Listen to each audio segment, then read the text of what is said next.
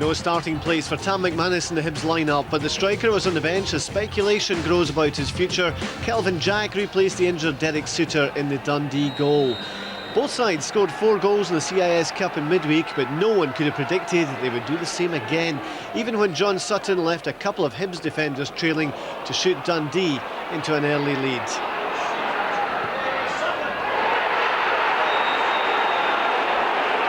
Sutton demonstrating poise and balance before delivering a good finish for his second goal of the season. Controversy followed the Hibs equaliser. Dundee felt Gary O'Connor handled the through ball. Play was waved on, and despite the best efforts of Kelvin Jack, Dean Shields tucked away the loose ball.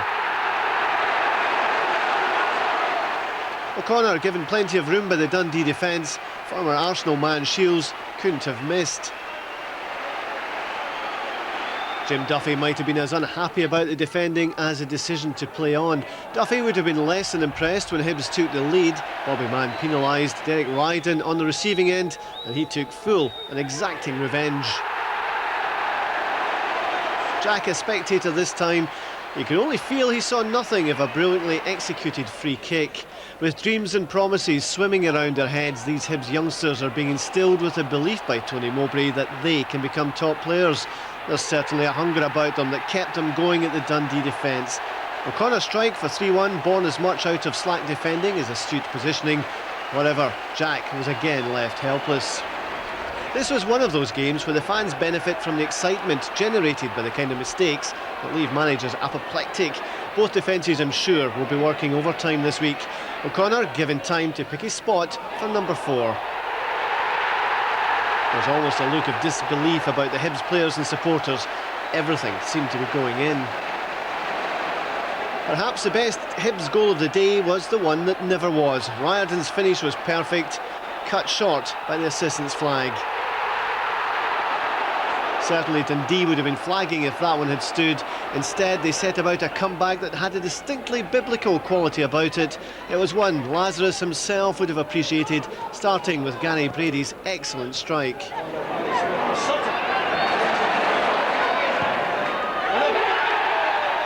Little more than consolation, it would seem, for Dundee at this stage, mirrored in the lack of a celebration. Nevertheless, the shot was accurate and deadly.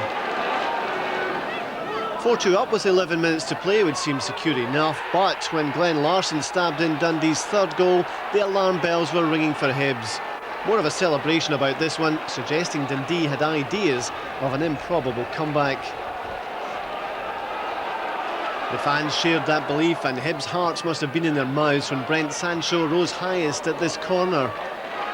The sands of time slipped slowly by when desire awaits so great a high as Tony Mowbray was to find out.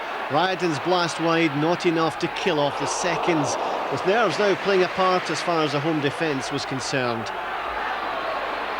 All or nothing for Dundee, a jink and a cross, a poor clearance, and it was still on. The most improbable finish to a game in the Premier League for some time, improbable became possible for Johnny Hernandez. And now Dundee was celebrating, the fight back completed by a bundled goal that would leave neither manager totally pleased, but one happier than the other.